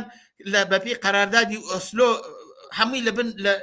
هەمووی تەواو بوو هیچی نەچوە ژێری و بە بنبەست گەیشت دنیا کەوتە نێو فەزای دنیای چەند قوتبیەوە ئیسرائیل لەمە سوودی وەرگرت کە بتوانێت پەلامار بە وە زیاتر ئەگەر حەماسی شەو کارەی نەکردایە ئیسرائیل لە هەر هەلێگە گەڕا کە نفوزی خۆی زیاترکە مسەڵتەنات زیاترکە پەلاماری ناوچەکانی غەزە بە ئاسر باشە ئەگەر حملە بۆ سەر ناوچەی غەزە بەهانەکەی حەماس بێ ئەی بۆ ناوچەی کەناری غەزە و ناوچەی فەتح و مەحموود عەباس پاساوەکەی چیە خۆوانی جوڵەیەکیان نەکردووە کە تا ئێساس بەشێکی زۆر لە قوواتی ئیسرائیلی ناوچەکانی ئەوانایە. مەبەستم وێ بڵم ئەم شەڕێکە لە چوارچووەکی تاریخیە ڕوویاوە تۆ ناتوانانی تەنها یەک مەقتەعی لێ دەربێنیت و لەوێ تەحلیلکەی کە گوایە فلان کەس بەهۆی فلان شتەوە ڕوویاوە. تەنانەت ئەگەر خاڵێ بەبیرتان بێنمەوە ئەو کاتی کە لە کۆبوونەوەی نەتەوە یەکگرتوەکانە مەحموود عەباسە پارایەوە و بابا ئێوە بە ئەمریکا و نەتەوە یەکگرتوەکان و مەجلیس ئەمنی یەهودیەوە قەرارێکتان لە ئۆسلۆ بە ئێمە ئیمزا کرد کە لە ماوەیەکی دیاریکراوە قەزەی فەلەستینی بە نەتیجێ بگەین یەک کەس جوابی پێنایەوە. پاشان لە ناوخۆی غەزەشە ئەو گەمار و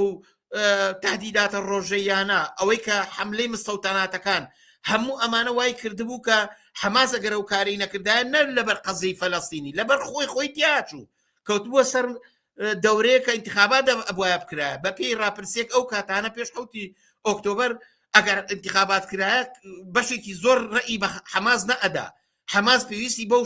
حملێ بوو کە بیکا بتوان جاری تر قەزەی فەلەستینی بێنێتەوە ناوە سوورەتی ناوخۆ بکا بە سوورەتێکی تر لە نێوان خەڵکی فەلەستین و ئیسرائیلا داینێ. بە بڕای من مەسلەی فەلەستین و کوشتار و ئەو کوشتاری کە ئەکرێ تەنها هێزێک کە ئەبێ یەخەی بگیرێ ئیسرائیل و هاوپەیمانەکانیەتی ئیسرائیل بە پشتیوانی ئەمریکا بە دەوڵەتانی غەرب تۆرە سیرکە هەمویان باس دیفاع لە تا ئێساش دیفاع لە ئیسرائیلەکەن ئەو گەمارۆیەتانات تا ئەوەی کە برسێتی و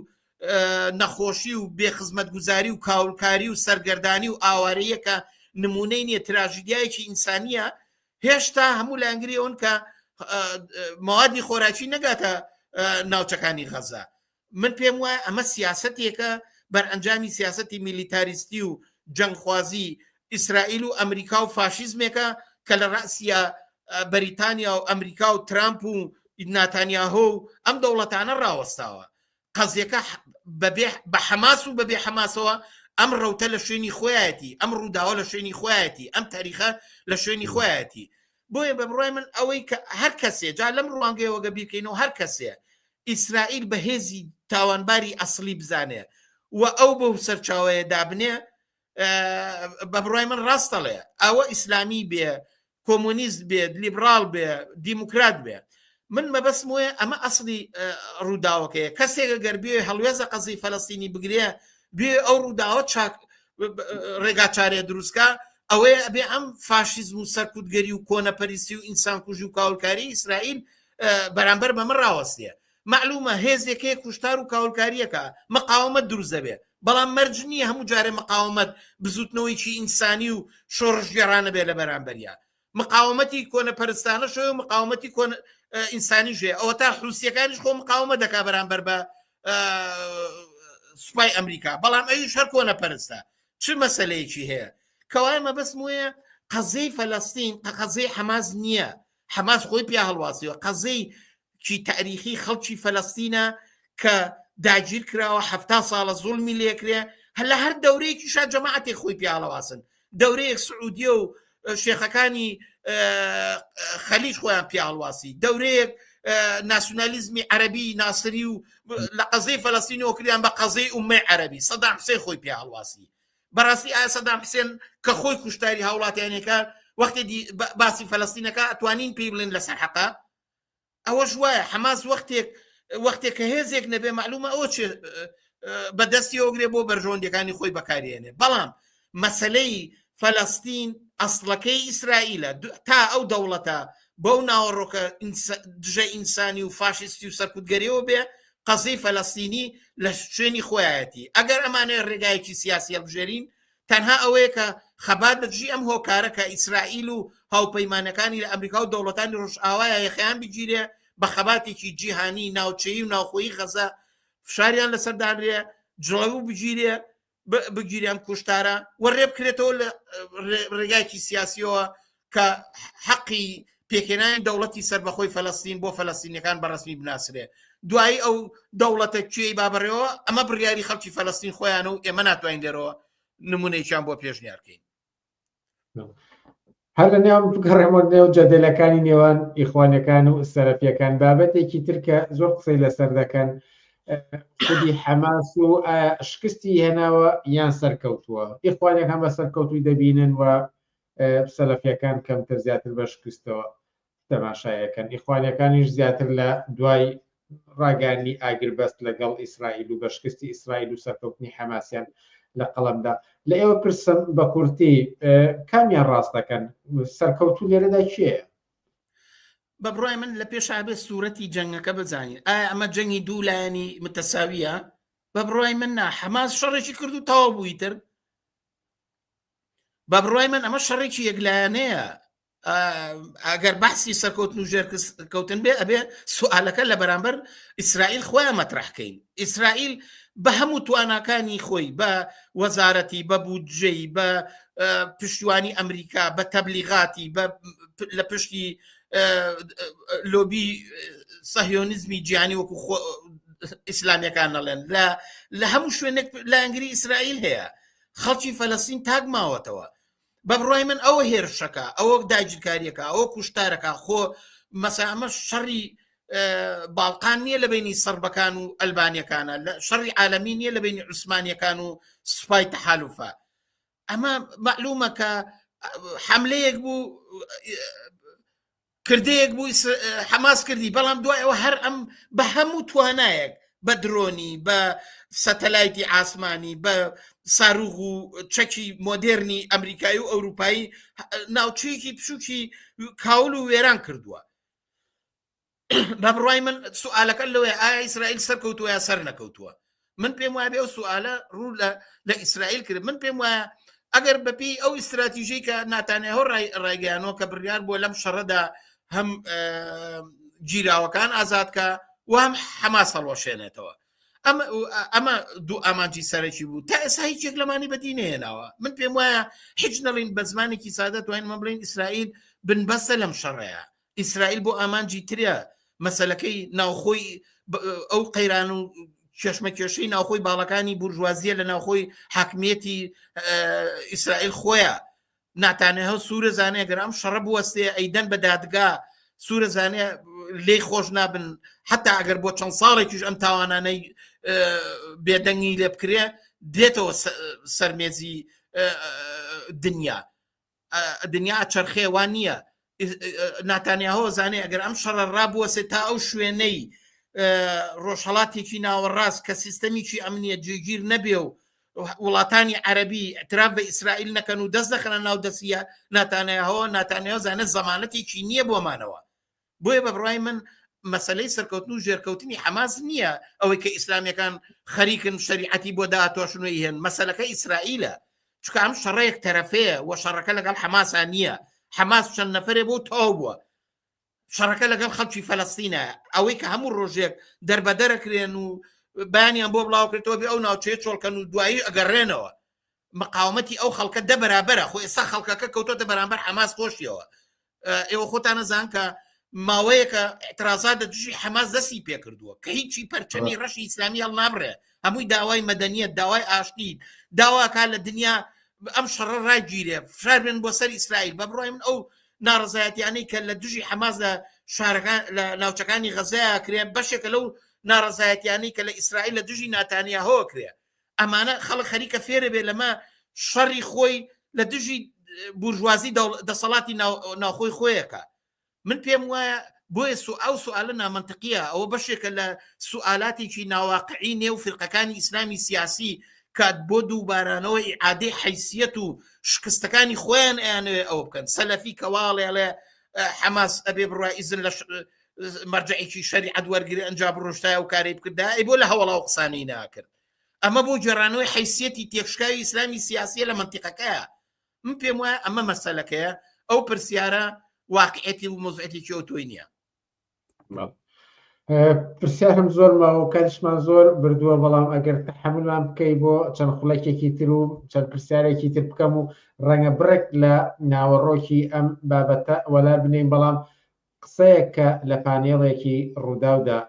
کرا و قسەی دواتری بە زۆر بە دوای خۆی داهێناوە بە تایبەتی بە زۆری لە نێوان تۆڕە کۆمەڵایەتیەکاندا و ئەوەیە کە ئەڵێ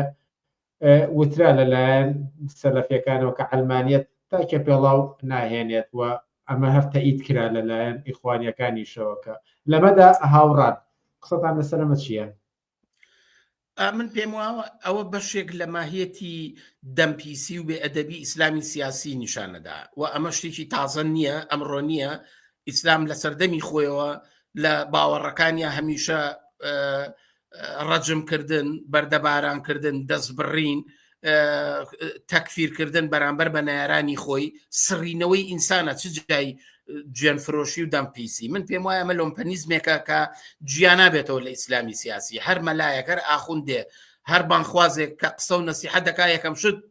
حەملە بۆ سەر ژنەکە بۆ سەر ژنی سفورەکە بۆ سەر خەڵکی ئەلمانیەکە بۆ سەر ئەوانەی کە مەیەخۆنەوە بۆ ئەوەی ئەوانەی کاچن عیدی میلاد دەکەن بۆ ئەوانەی گوێ لە مۆسیقاگرن مەسەن ئەنواعی دەمپیسی لەم بارەوە بەشێکە لە فەرهەم و خوڵقەتی ئەوان کە ئێمە ئەیبینین و بەبڕای من ئەمە خەڵکی کوردستان بە تایبەتیوانی کە گویان لەو بەرنامەیە بووە ئەبێ لەوە تێبگەن کە سبەینێ گەر ئەمانە دەسەڵات بگرن جگە لە زمانی قۆنەرە زمانێکی تریان نییە قسەی پێ بکەن و وەزارەتێکی ئیرشاد دانێن کە جگە لە نەهی و منکەر بەم دوو جەمسەریە ژیانی خەڵک دابەشکەن و جەماعەتێ بە جەهەنەم بسپێرن و جەماعەتێکیش کە خۆیانیانێ بە بەهەش بسپێن شتێکی تر نییە ئەم زمان پیسیە بەشێکە لە سەرکوتگەری و سەرکوتگەری ئیسلامی سیاسی و ئەڵقەیەکی تەواوکردنە لە حەزفکردن و کۆنەپەرستی و بڵاوکردنەوەی ترس و تۆقاندن یعنی بەشێکە لە تیرۆریزم کە لە گیانە بێتەوە لە ڕەوتی ئیسلامی سیاسی کە ئێمە نمونونەکەی داعش بوو بینیمان ئیسلامی نایارەکانی خۆی لە قەفەزا سووتان ماوەتەوە بڵێن بەڵام بەڕاستی مەسەلەکە ئێمە زین کە عەبدولەتیفەکان و ئەوان ئەتوان بەم زمانە قسە بکەن بەڵام ئەوەی جێگای پەنجەڕاکێشانە بەرپرسانی ڕووداوە کە چۆن ڕێگا ئەدا بم جۆرە زمانە لە کاتێکا کە سەدان هزار کەس گوێی لێگرێ بە زمانی قۆنەرە لە میکرۆفۆنەکەەوە بێتە دەرەوە ئایا ئەوە شمولی ئەوان ناکە ئایا ئەوان لەکوێ ڕاوەستاون من پێم وایە ئەمە پرسیارێکە کابێ لە پێش هەمویانەوە بەرپرسی ڕوودا و دوای ئەوە بەرپرسی بەرنامەکە ڕەنسەنگاویە بێ جوابی ئەمە باتەوە و هەتا ڕۆژێک بێ خەی گیرێ لەسەر ئەم مەسەلەیە و ئەم شەڕی مەدەنیەت و سکولاریزم لە کوردستان لە بەرامبەر کۆنەپەرست و زمان پیسی ئیسلامیەکانە شەڕێکە ئیدامە هەیە ئەم ڕۆژ ئەگەر کەس لەسەر ئەمە بەڕادەیەک نهاتوێتە دەنگ بەڵام ڕۆژێک دێ لە ڕەنسەنگاوی و لە ساحیبی ئەو بەرنامە و ئەوانەی کە مۆنیتۆری لە پشتەوەکەن دەبێ بێنە بەردەم لێپرسینەوە و پەنجەڕاکێشانی خەڵک لەسەرەوەی کە ئەمانە هاندانی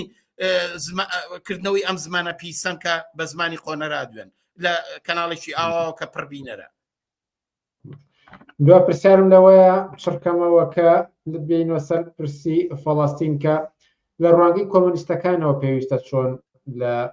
پرسی فەڵاستین تەماشا بکرێت و ئەم کارە ساتەی ئێستا لە غەزە بەڕێوەیە وەک دو پرسیار. ئەزان کە بەڕای من یەک مەسەلە هەیە، ئێمە کۆمونیستەکان لەسەر ئەساسی ئیتحاد و یەکگرتووی و یەکپارچەی و خەباتی هاوبەش و هاوچەرنووسی خەڵکی کرێکار و زەحمەتکێشی ناوچەکە ئەتوانێت ئارامی و ئاشتی و خۆشگوزەرانی پێک بێ. ئەو کاتێک کە خەڵکی کرێکار و زەحمەتکێشی فەلەستینی، عەرەب، یەهودی، تورکی، فارسی دەزەنا و دەستەکەن بۆ ئەوەی کە لەسەر بەرژەوەندیە کە پێکێنانی خەباتە بۆ بەدەستێنانی ژیانێکی ئینسانی، ژیانێکی خۆشگوزەران، ژیانێک لە دوور بێ لە ستەم و چەوسانەوە، ژیانێکە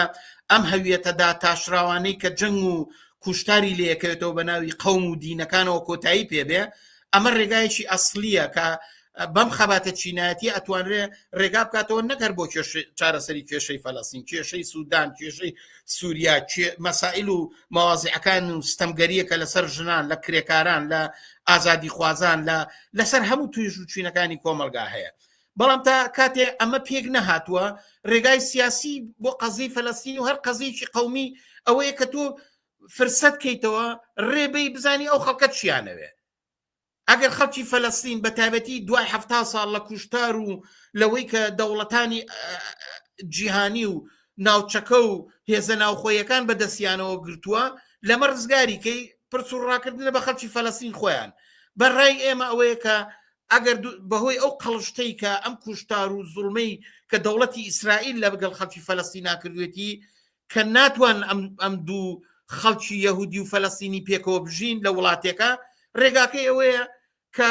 دوو دەوڵەت دروست بێت، دوو دەوڵەت وەکو یەک متساوی حقوق بن لە نەتەوە یەکگرتووەکانە ئەندام بن و ئەو مافو ئیمتیازاتانەی واجبانی کە بەسەر هەر دەوڵەتێکەوە بێ ئەم دوو دەوڵەتە بیان بێ. بە بڕای من ئەمە ڕێگایەکە. ئەمە بە چیە کرێ؟ بە بڕای من یەکەم بە خەباتێکی جیهانی و ناوچەییە کرێ، بە ژوڵانەوەی زەدی جەنگ بە خەباتی کرێکاران و ئازادی خوازانی خەڵکی ئیسرائیل ئەگەێنێ. خەڵکی ئازادی خوازی ئیسرائیل تەنها بۆ خەبات بۆ بەربوونی گیراوەکان بەشە بێ لە خەبات بۆ ڕوخانی نەتانیاهۆ و لە پشتیوانی خەڵکی فەلەستین بن، چونکە مەسەلەی کرێکار و زەحمەتکێشی ئیسرائیلی مەسیر و بەرژەوەندیان لەگەڵ خەڵکی فەلەستینایە. ئەوان هەتا ئەم قەزەیە هەل بێ ژیانیان ئارامترە بێ، ژیانیان خۆشترە بێت، تا ئەو قەزەیە بمێنێ ئەوەی کە زەرەی لێکا خۆکوڕی ناتانیاهۆ و وەکیل و وەزیرەکانی حکوومەتەکەی نییە، هەر خەڵکی کرێکار و زەحمەتکێشی ئیسرائیلیە. بە بڕای من ئەمە ئەتوانێت ڕێگا چارەیەک بێ. ئەو خاڵێکی تیژەوەیە کە خەڵکی کرێکار و زەحمەتکێش لە کوردستان، لە عێراق، لە ئێران، لە تورکیا، لە هەموو شوێنێ فشار و جوڵانەوەیەک لە دژی ئەم جەنگ و داگیرکاری و کاولکاریە یەخەی ئیسرائیل بگرێ و ڕێگەی یەخەی دەسەڵاتدارانی خۆمان بگیرن. یان ئێساوە تا کوردەکان لە حەسەدەوە بگرێت تا مەسعود بەرزانی نەقنی ئەویانە کە لە ژێرەوە پەیوەندی لەگەڵ ئیسرائیللا دروستکەن. بە بڕای من ئەبێ ئەمە شەرمەزار کرێ. ئیسرائیل نە دۆستی کووردە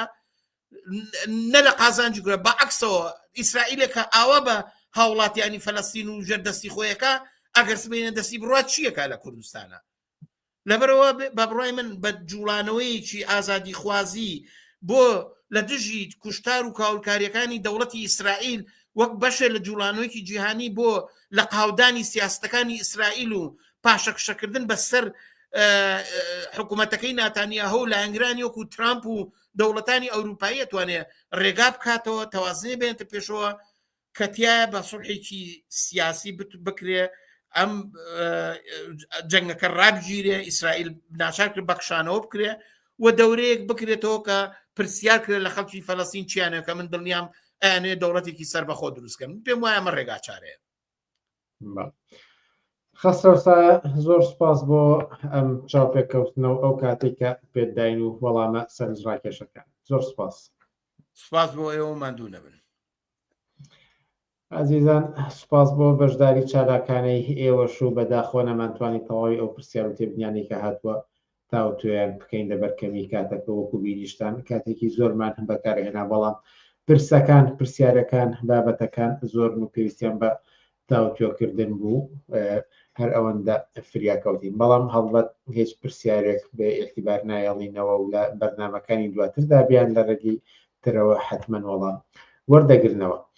لێرەدا دێنە کۆتایی بەرنامەکانی ئەم هەفتەیەمان و تا هەفتەی ئایندا کاتێک خۆش بۆ هەموو لایەک و هەر شاد و سەرکەوتوو